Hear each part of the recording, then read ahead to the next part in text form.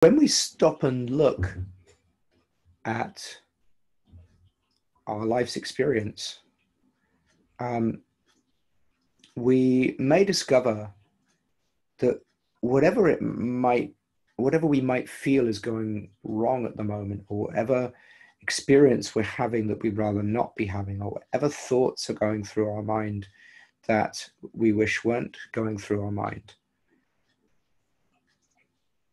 underneath all of that, by very dint of our being alive, our bodies and minds are actually rather well regulated.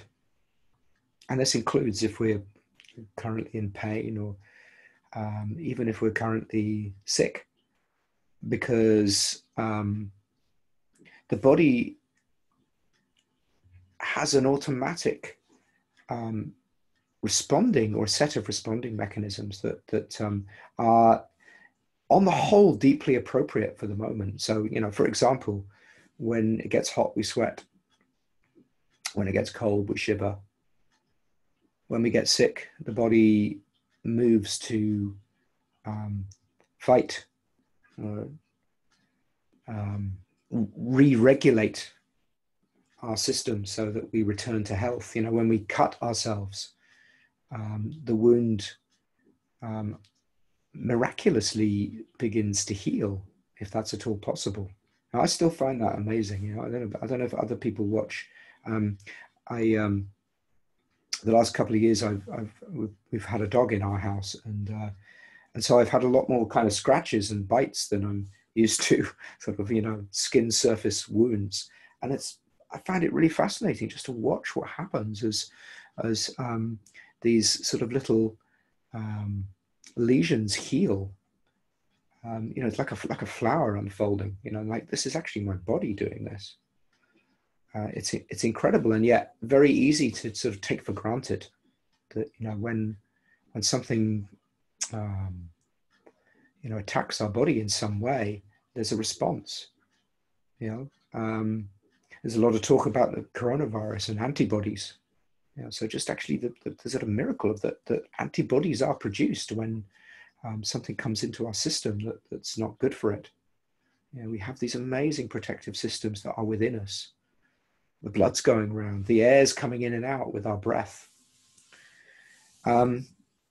So there's an awful lot to trust in our bodies, and without having to consciously make that happen. Like if we had to remember to heal the wound, then chances are we'd forget and we'd be off somewhere else and it would stay unhealed. So actually the thinking mind is not a part of this self-regulation process very much at all. It happens at an embodied level. However, do we actually trust this? Do we trust our bodies to support us? Sometimes we might have body feelings that tell us about situations, which is commonly called intuition. Do we listen to that? Do we listen to the reality that our bodies have been primed over millions of years to protect us? And that includes the feelings that we feel in a particular situation. Now, it's not that these can't be biased, because of course things can happen in our lives that kind of skew these body reactions. And so sometimes they might be out of shape, they might not be accurate, but on the whole, our bodies tell us when we're in danger, or our bodies tell us when we are in a place of safety. Jonathan Haidt uses the example of, or the image of the rider on the elephant for describing kind of our experience. So it's as if we've got, a little person on top of a giant elephant riding through, the jungle or wherever the elephant happens to be. And most of what needs to be followed in that situation is the experience of the elephant, because the elephant is very heavy and it's very powerful, and it's also very in tune with the ground and the environment. Whereas actually the little person sitting on the elephant doesn't have very much control at all. May be able to do a little bit of coaxing and guiding and looking ahead and seeing what might be up, but actually it's the elephant that does most of the work. And he uses that to describe how, we often think of ourselves as this sort of thinking being or this thinking person who lives up here and makes decisions. But actually, a lot of the real agency is happening down below in our animal, elephant bodies. What's this got to do with mindful action?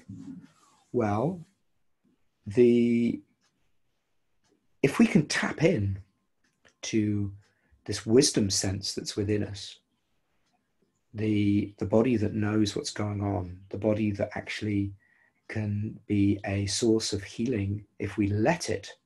And here I'm reminded of how, when we go and see the doctor, we call ourselves a patient, suggesting that we, most of the healing happens by letting the healing happen rather than making it happen. So by being patient, we might be able to hear more clearly what's needed in a given situation.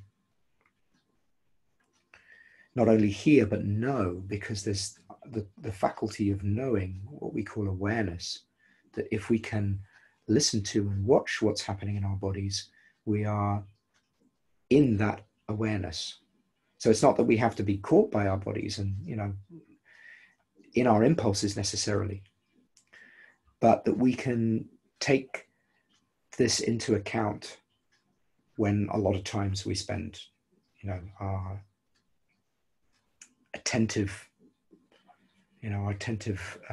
zoom lens is up into thinking about it, which actually has relatively little control over what's happening. So by dropping, this is where, of course, mindfulness meditation comes in, by dropping into our bodies, by dropping into that experience and knowing it in an embodied way, then we can make choices from a kind of a greater degree of space and from a bigger perspective. And if we do that continuously, treating our life as an ongoing experiment, not a thought experiment, but a kind of a sensing experiment, then perhaps there's more chance that we'll make good decisions for ourselves and others. And the more we make good decisions, the more we'll feel better. And the more we feel better, the more we're likely to make good decisions, because when we're stressed out, we're more likely to be kind of fraught and react on, kind of just in the automatic mode rather than taking note of what the body's saying. So there's a kind of virtuous spiral that can come. And of course, the more we listen to, the feedback from our lives, the more data we're gathering and the more we are processed. And the more then perhaps we can be trained to make more skillful decisions. So this all comes initially from stopping and noticing what's happening, being able to tune in to what we already have available to us, which is our body sense. Of course, yes, our thought sense too, the ability to notice what our conceptual minds are telling us. So that's relevant.